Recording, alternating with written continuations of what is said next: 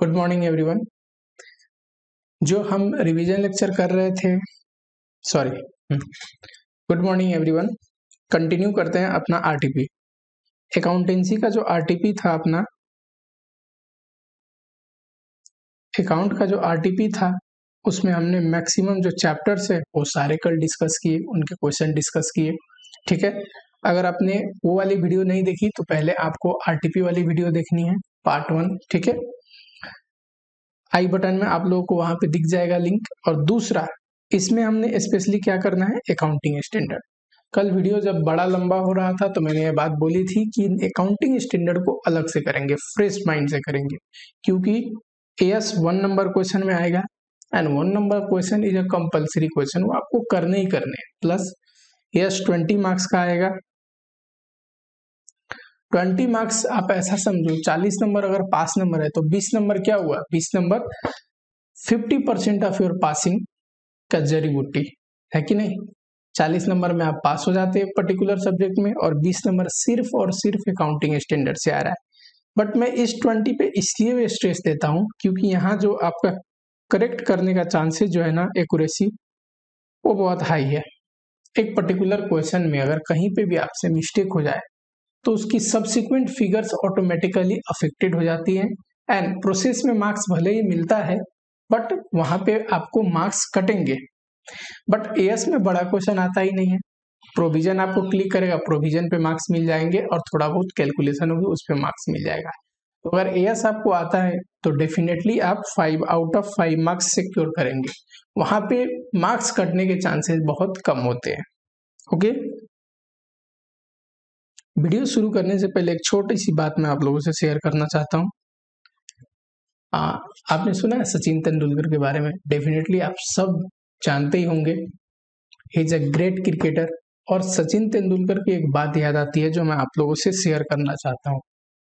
एक बार सचिन तेंदुलकर ने कहा था कि मैं पीछे जो बॉल चली गई ना उसके बारे में नहीं सोचता कि वो बॉल कैसी थी, मैंने कितना रन मारा, कितना मार सकता था, और अभी खेल रहा हूँ, आगे जो गेंद आएंगी, आगे जो बॉल आएंगी उसके बारे में भी नहीं सोचता कि आगे जो बॉल आएगा तो मुझे कैसे खेलना है, कैसे मारना है।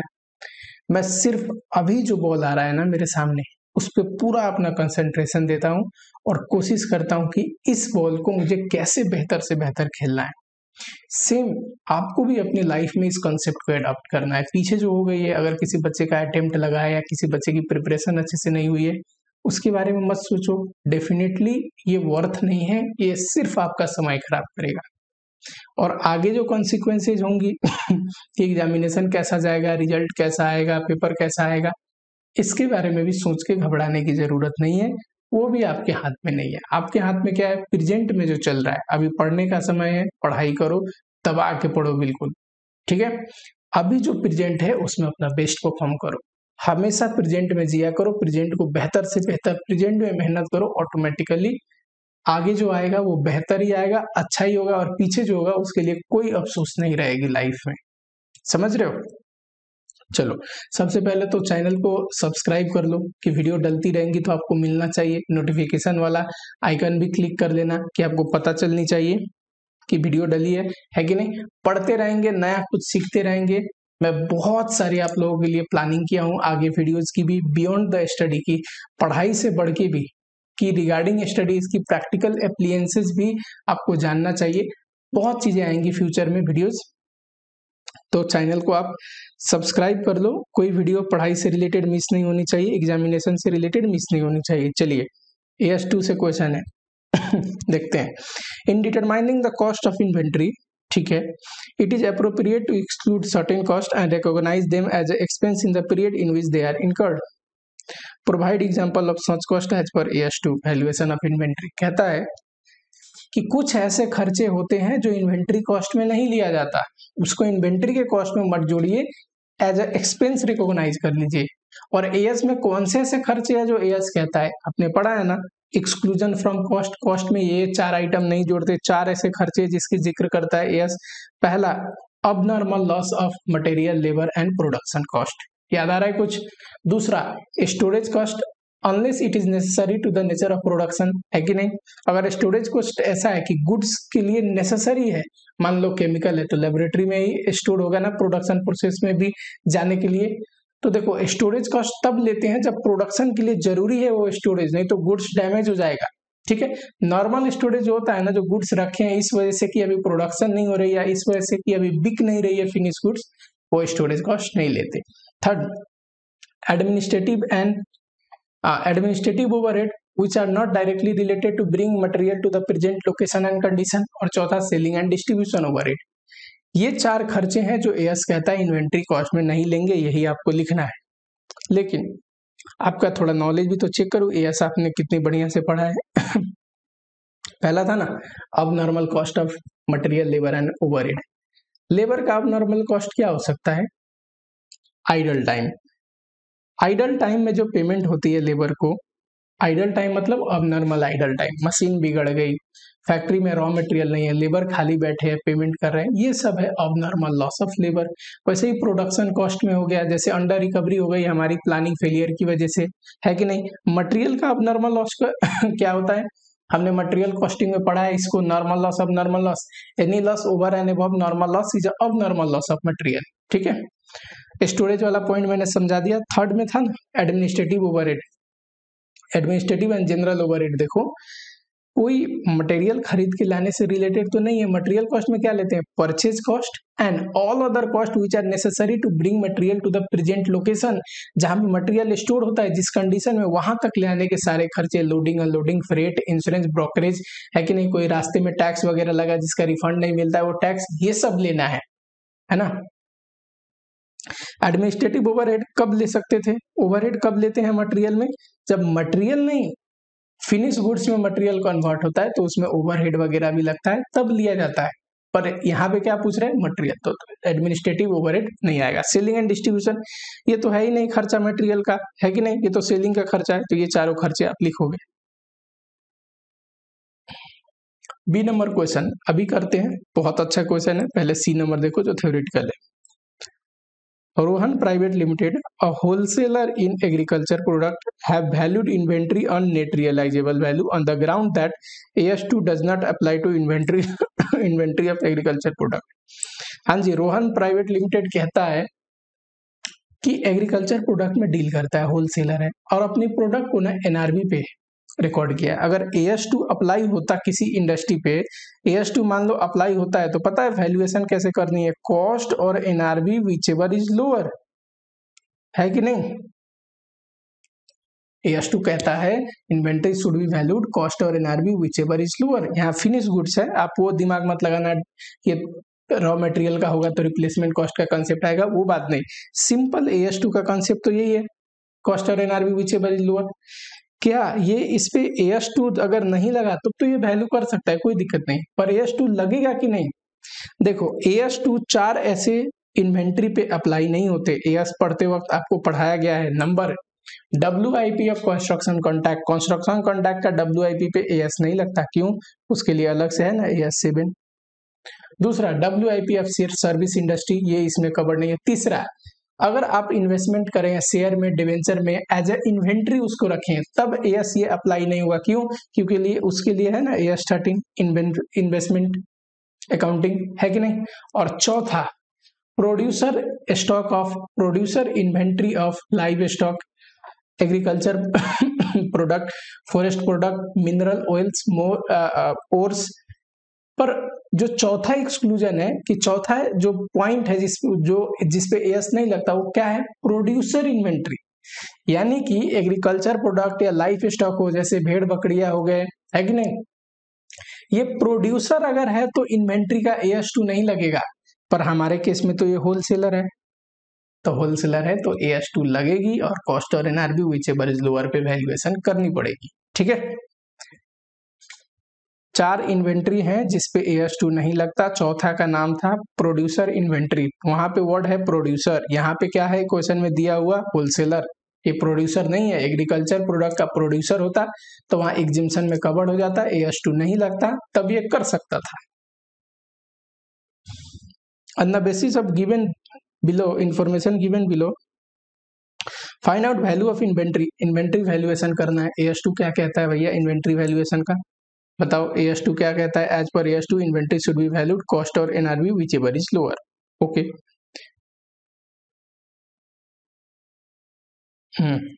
बाय पीरियोडिक इन्वेंट्री मेथड, ये मजेदार बात है। बहुत सारे बच्चे यहाँ ध्यान से सुनो जो RTP कर रहे होंगे, RTP आप एक एक बात समझ के करो तभी तो मजा है कि नहीं।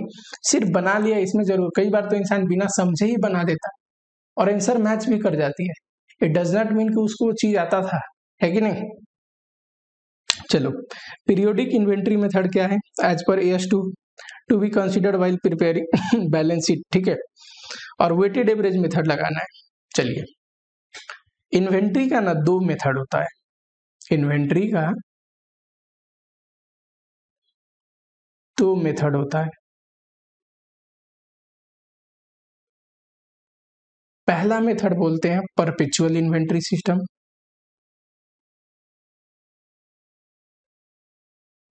दूसरा पीरियोडिक इन्वेंट्री सिस्टम।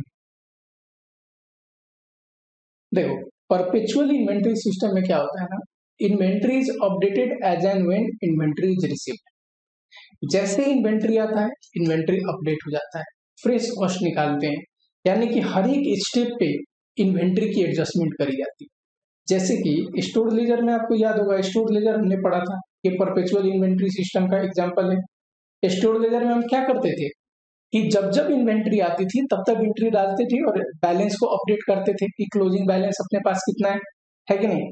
पर पीरियोडिक इन्वेंट्री सिस्टम क्या होता है ना, नहीं, बार बार जब जब इन्वेंट्री आ रहा है, जब जब सेल हो रहा है, तब तब एंट्री से अपडेट करने की जरूरत नहीं है। इन्वेंट्री को एक पीरियड में, हफ्ते में एक बार, महीने में एक बार कर लो, ठीक है। ये बोलते हैं पीरियोडिक इन्वेंट्री सिस्टम। एग्जाम्पल देखो, आप बिग बाजार जाते हो,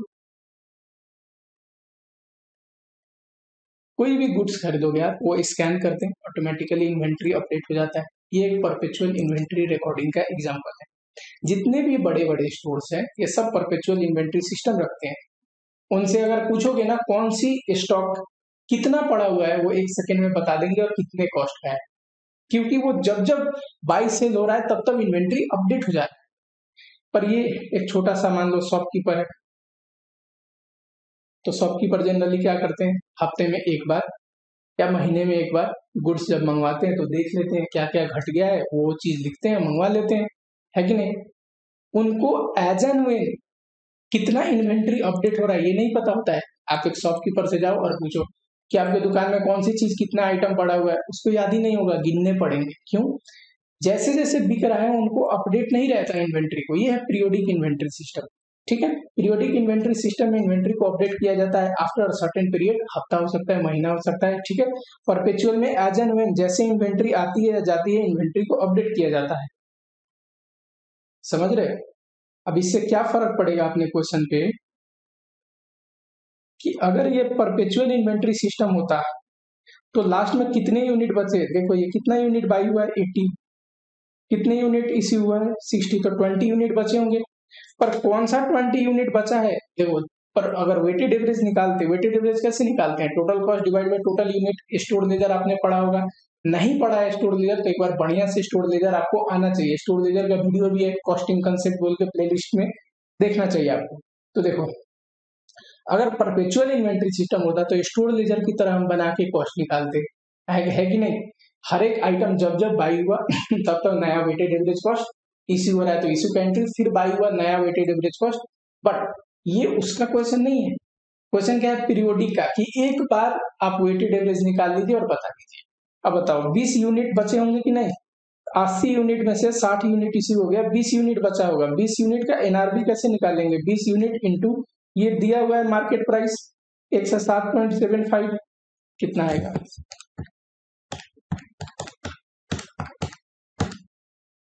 2155।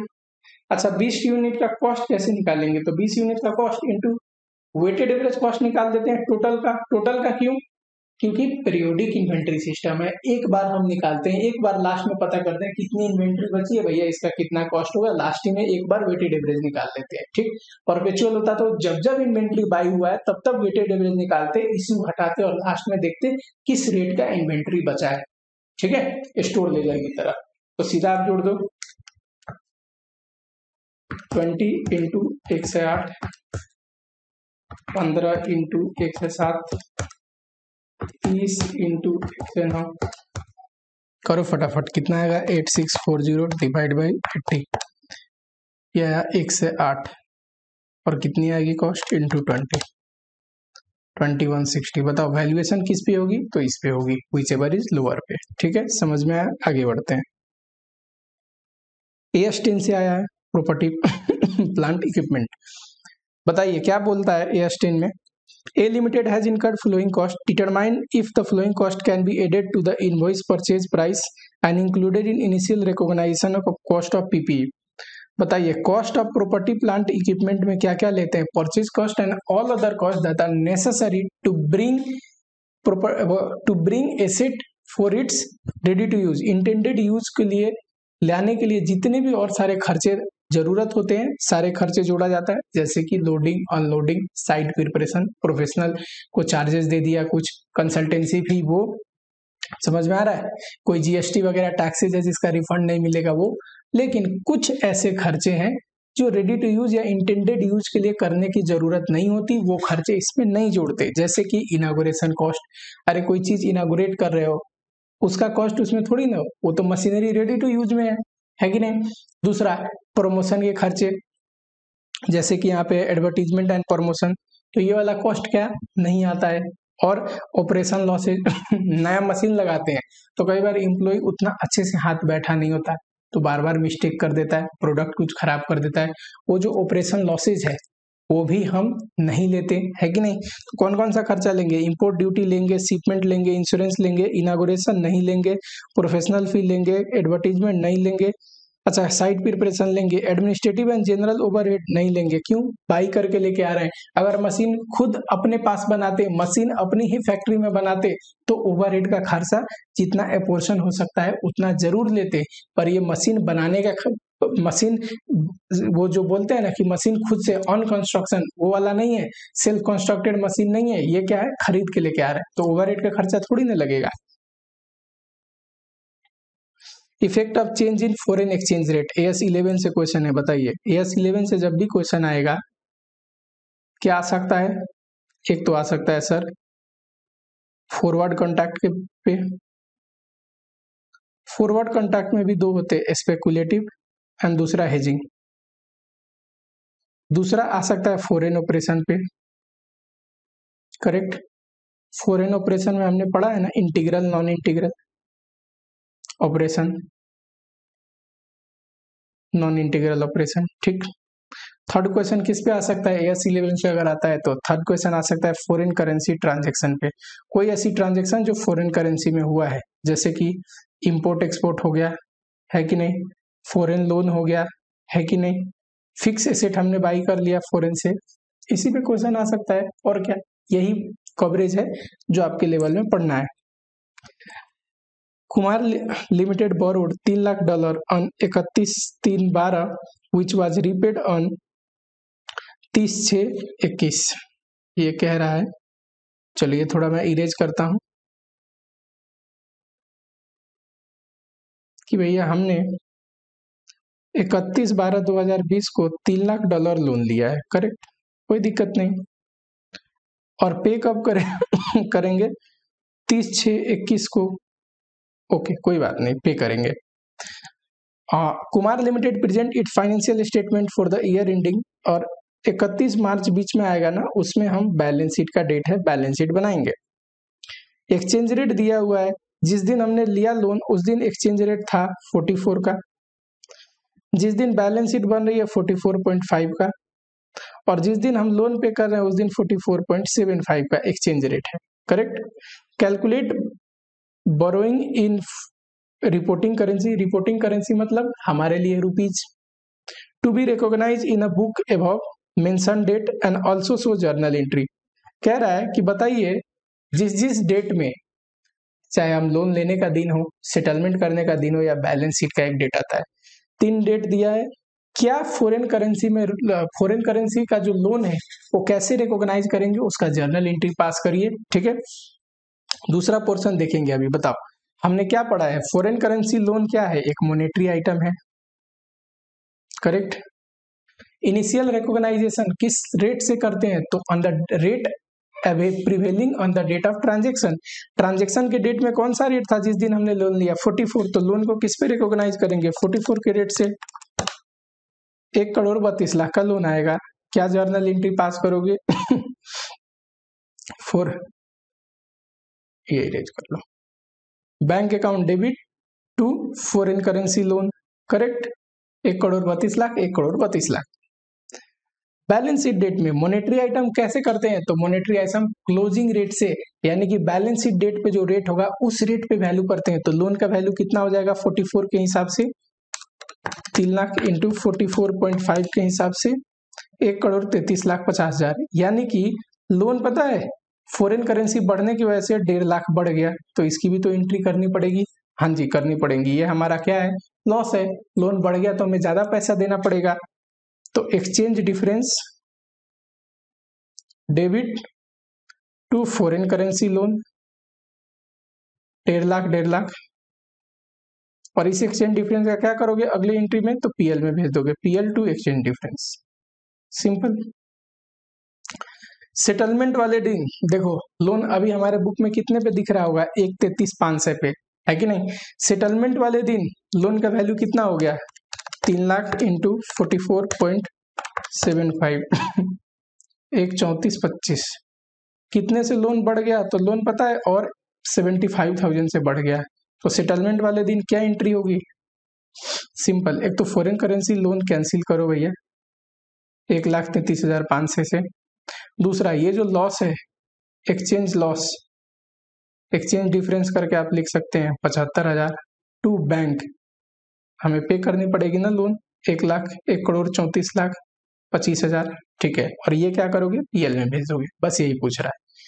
दूसरे में पूछा है if borrowing were repaid on 28/2/21, यानी कि बैलेंस शीट से पहले ही रिपेड हो गया, on the date exchange rate मान लीजिए ये है, तब एंट्री क्या पास होती, तो देखो बोरोइंग अगर पहले रिपेड हो जाता तो जिस दिन एंट्री क्या पास होती, पहले तो रिकॉर्डिंग की एंट्री सेम ही पास होती है ना, रिपेड वाले दिन एंट्री क्या पास होती, तो foreign currency loan exchange difference to bank, correct. ये तो 1,32,00,000 है ही,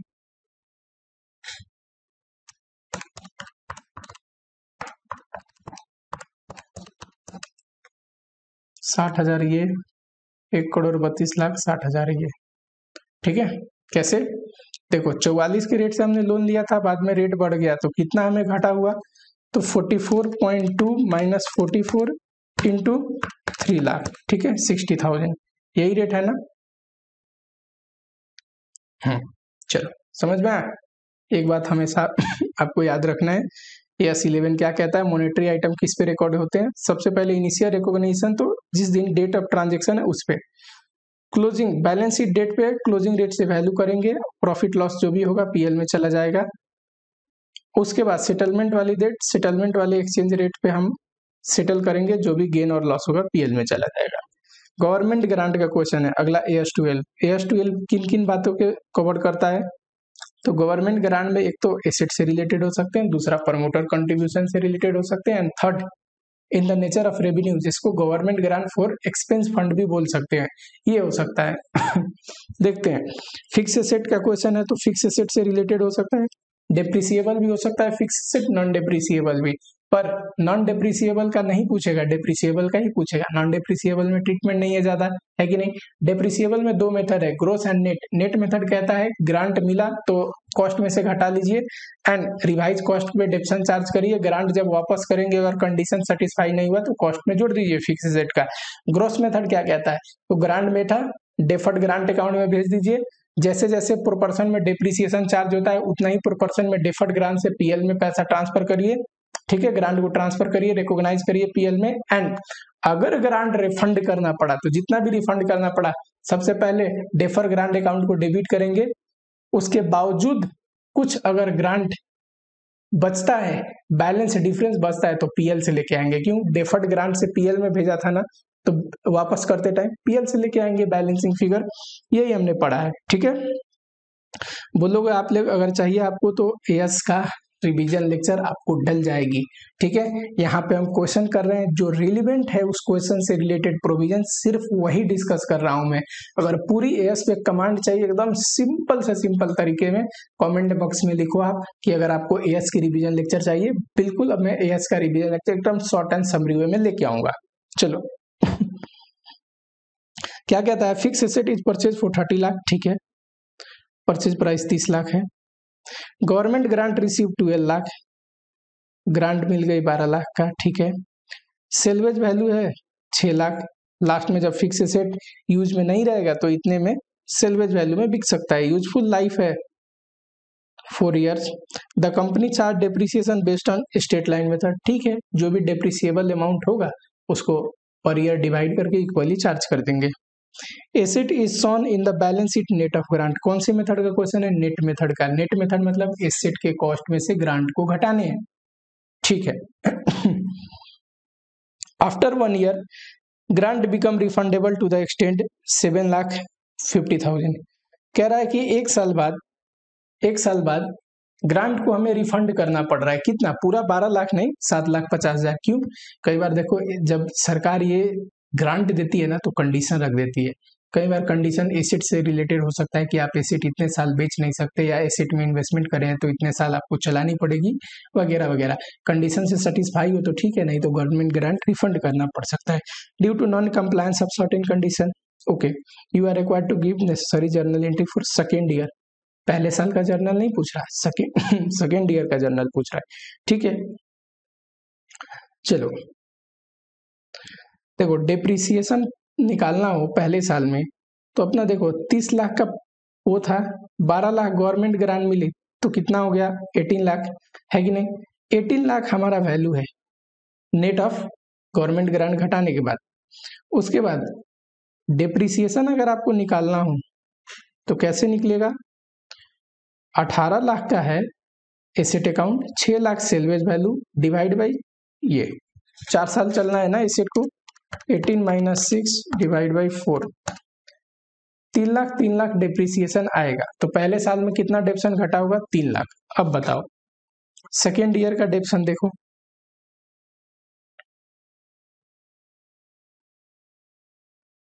सेकेंड ईयर का डेप्शन देखो, अपने पास 18 लाख का एसेट था ना पहले साल में गवर्नमेंट ग्रांट घटाने के बाद, और डेप्शन 3 लाख घटा होगा। जब 3 लाख घटा होगा तो कितना का एसेट बचा होगा, 15 लाख।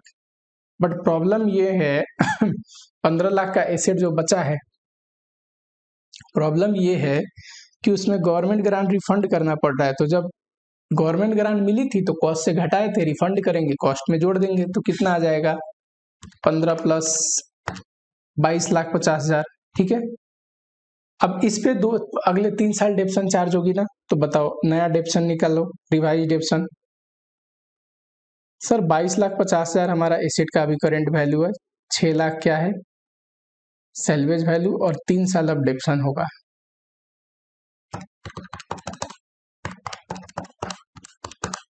5,50,000 डेप्रिसिएशन आएगा। तो सेकेंड ईयर में 2 एंट्री पास करनी है। पहले गवर्नमेंट ग्रांट रिफंड का कैसे पास करोगे, एसेट अकाउंट डेबिट करोगे टू, सबसे बढ़िया 2 एंट्री पास करो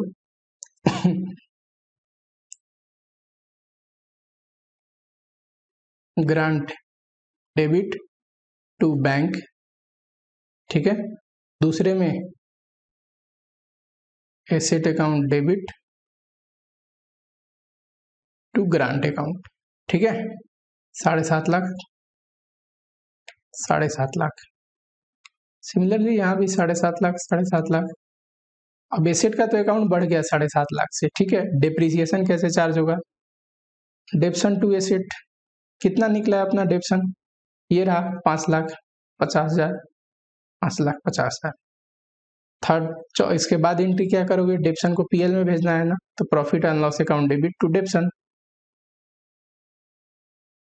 जर्नल एंट्री आप ऐसे पास कर सकते हैं विथ नाइरेशन, नाइरेशन डाल देना। ठीक है, दूसरे साल में एक तो ग्रांट रिफंड की एंट्री डालनी है आपको, एसेट बढ़ जाएगा उतने से, और दूसरा डेप्रिसिएशन रिवाइज निकालना है क्योंकि रिफंड हुआ तो उतना कॉस्ट में ऐड हो जाएगा ना, तो कॉस्ट में ऐड हो जाएगा, तो डेप्रीसिएशन रिवाइज ऑटोमेटिकली ज्यादा आएगा। AS13 देखो चलो। JRB limited has made investment of 97.84 crore in equity share. ठीक है, AS13 इन्वेस्टमेंट की बात करता है, कोई बात नहीं। इन 2016-17 कब किया था इन्वेस्टमेंट? 2016-17 में। डेट इंपॉर्टेंट है क्योंकि शॉर्ट टर्म इन्वेस्टमेंट है कि लॉन्ग टर्म इन्वेस्टमेंट है, ये डेट से ही क्लियर होगा। The investment has been made at par. Investment उस समय जो पार था, जितने पे प्राइस चल रही थी उतने पे हमने लिया, कोई प्रीमियम पे नहीं लिया, डिस्काउंट पे नहीं लिया। Okay. QSR limited has been continuous loss for 2 years। अब देखो, ये JVR कंपनी है, ये इन्वेस्ट करी है किस पे? शेयर्स में, किसके? QSR का। अब QSR कंटिन्यू लॉस में जा रहा है, तो लॉस में जा रहा है तो इन्वेस्टमेंट की वैल्यू तो घटती होगी, है कि नहीं? अभी हमने लॉस में जाएगा तो ऑब्वियसली जिस शेयर में इन्वेस्ट करें वो कंपनी लॉस में जा रही है, तो इन्वेस्टमेंट की वैल्यू घट रही होगी कि नहीं? शेयर का प्राइस तो गिर जाएगा ना मार्केट में। हाँ जी। JRB Limited is willing to reassess the carrying amount of investment in this much and wishes to provide diminution value for investment for the year ending 21. Discuss whether in connection of JRB Limited to bring the carrying amount। चलो, कहता है ये चाहता है ना कि जो भी इन्वेस्टमेंट है उसको हम रीअसेस करें और उसकी वैल्यू घटा के लिखे, क्योंकि रियल में तो घट ही गई है ना, वो लॉस पे लॉस कर रहा है, शेयर गिर रहे हैं, तो इन्वेस्टमेंट अभी हम कॉस्ट पे लिखे हैं, अब हम चाहते हैं इसको घटा के कैरिंग अमाउंट पे हम रीअसेस करके लिखे। चलो, ये इन्वेस्टमेंट जो है ये शॉर्ट टर्म है कि लॉन्ग टर्म है? AS13 दो इन्वेस्टमेंट की बात करता है ना, AS13 दो इन्वेस्टमेंट की बात करता है, एक करेंट इन्वेस्टमेंट, एक other than current investment. Current investment का मतलब क्या होता है एज पर AS13? वो investment which is held for a period not more than 12 month from date of purchase। हमने खरीदा और हम अगले 12 महीने के भीतर भीतर में ही उसको डिस्पोज भी कर देंगे, बेच देंगे, वो करेंट इन्वेस्टमेंट है। और करेंट इन्वेस्टमेंट जो नहीं है वो लॉन्ग टर्म इन्वेस्टमेंट है, यानी कि जो 12 महीने से ज्यादा समय के लिए हमने रखा है। आज मैंने इस शेयर में इन्वेस्टमेंट किया और मान लो मैं सोच रहा हूँ 3 महीने, 4 महीने, 5 महीने में बेच दूंगा, तो करेंट इन्वेस्टमेंट है। पर लॉन्ग टर्म इन्वेस्टमेंट मीन्स मैंने शेयर में इन्वेस्टमेंट किया, 3 साल, 4 साल, 2 साल बाद बेच रहा हूं, तो लॉन्ग टर्म इन्वेस्टमेंट है।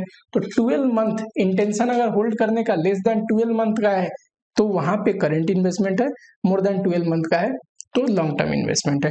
करेंट इन्वेस्टमेंट की वैल्यूएशन AS13 क्या कहता है? कॉस्ट और NRV whichever is lower, यानी कि कॉस्ट या मार्केट प्राइस, NRV तो मार्केट प्राइस ही होता है इन्वेस्टमेंट के केस में, है कि नहीं?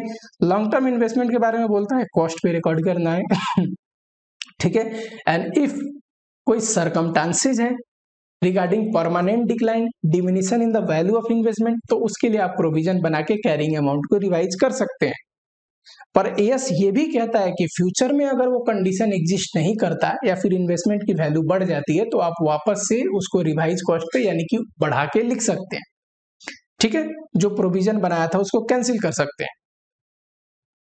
यहाँ पे जो JBR लिमिटेड है 2016 में इन्वेस्टमेंट किया था, अभी तक रखा है, तो लॉन्ग टर्म इन्वेस्टमेंट है ना? QSR के शेयर में पिछले 4-5 साल पहले 16-17 में इन्वेस्ट किया था, अब 21 आ गया है, अभी तक शेयर रखा है, तो लॉन्ग टर्म इन्वेस्टमेंट है। और long term investment should be valued at cost. However in case of permanent decline, provision for such permanent decline should be made. ठीक है, diminishing in value of carrying amount, मतलब अगर decline होता है, कोई ऐसी सरकमस्टांस है कि आपको लगता है आपकी इन्वेस्टमेंट की वैल्यू कम हो गई है, ठीक है, तो वहां पे आप प्रोविजन बनाए और इनको लग रहा है तो सही लग रहा है क्योंकि लॉसेस कर रही है, तो एक सरकमस्टांस है, कंडीशन है जिसकी वजह से इनको लग रहा है, तो ये प्रोविजन बना के रीअसेस करके रिवाइज कैरिंग अमाउंट पे अपनी इन्वेस्टमेंट दिखा सकते हैं। ठीक है, चलो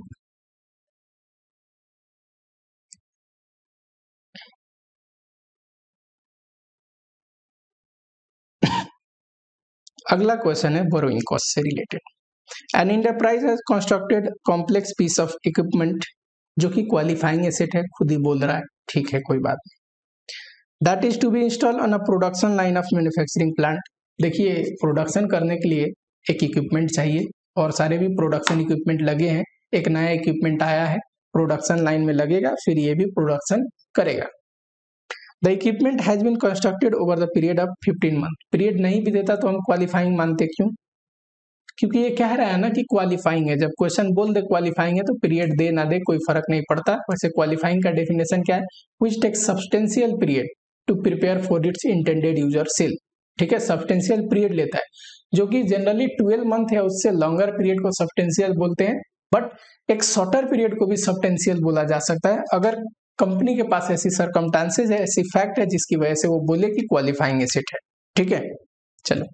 हाउएवर ये जो अपना क्वालिफाइंग एसेट है, इक्विपमेंट है जिसको कह रहा है qualifying asset, however on installation certain calibration are required to achieve the desired level of production before it final commission.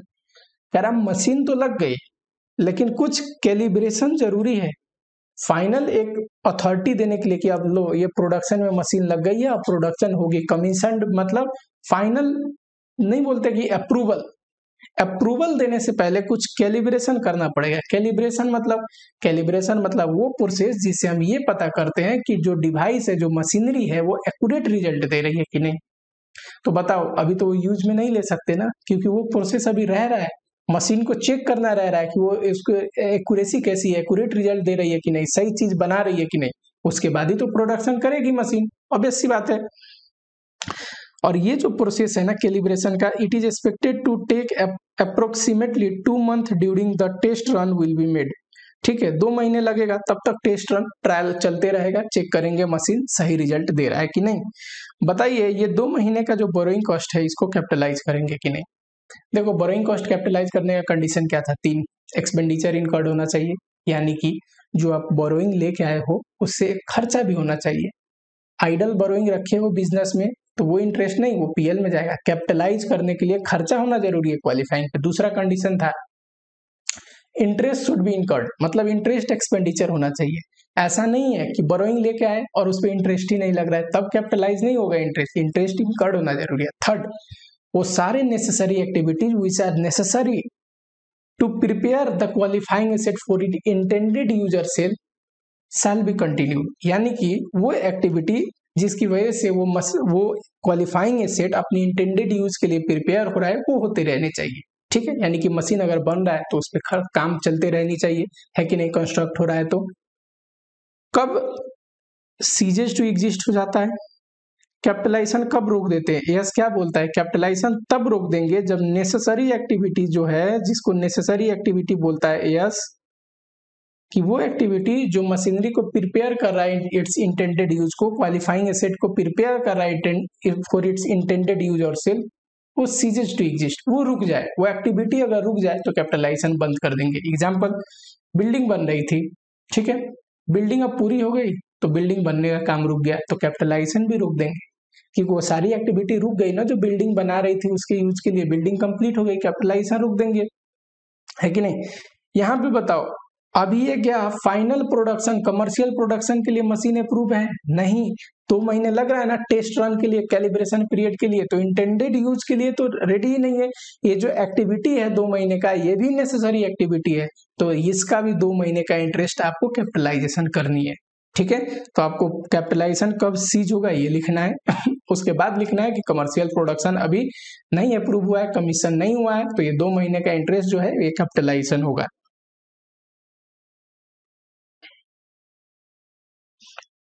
आइए यहाँ पे आइए, should capitalization of borrowing cost continued when qualifying asset has been constructed but marketing activity to sell the asset is still in progress। Capitalisation कब cease होता है, जब necessary activity complete हो जाए ना तो सीज हो जाएगा, यानी कि बन गया एसेट तो कैपिटलाइजेशन सीज कर देंगे, यूज करने के लिए तैयार हो गया या बेचने के लिए एसेट तैयार हो गया तो कैपिटलाइजेशन सीज कर देंगे। बिके ना बिके कोई फर्क नहीं पड़ता, भले ही आपको 1 साल लग जाए बिकने के लिए तब भी कैपिटलाइजेशन रोक देंगे। नेसेसरी एक्टिविटी अगर कंप्लीट हो गया तो capitalisation shall cease to exist. यहाँ पे बताओ, मार्केटिंग एंड सेल के लिए एसेट बन चुका है पर मार्केटिंग और सेल अभी रह रहा है, उसको बेचना रह रहा है, मार्केटिंग करना रह रहा है, तो कैपिटलाइजेशन क्या होगी, नहीं होगी कैपिटलाइजेशन, वहां पे बोरोइंग कॉस्ट, कैपिटलाइजेशन सीज हो जाएगा। ठीक है, वही लिखना है आपको, कंटिन्यू नहीं रहेगा, ceases to exist. Cessation of capitalisation के बारे में पहले लिखना, प्रोविजन, फिर यहाँ पे कंक्लूजन देना। अच्छा, एएस चलो खत्म हो गया। ठीक है, अगर आप लोगों को लिए एएस का एक डिटेल रिवीजन चाहिए क्योंकि इसमें तो वही पॉइंट को हमने डिस्कस किया जिस पे क्वेश्चन पूछा है। पर एएस के अगर सारे पॉइंट का आपका एक डिटेल रिवीजन चाहिए कि कैसा भी क्वेश्चन है आपसे बन जाए, तो आप कमेंट बॉक्स में जरूर लिखो, एएस का डिटेल रिवीजन अगली वीडियोज में आपको मिल जाएगा।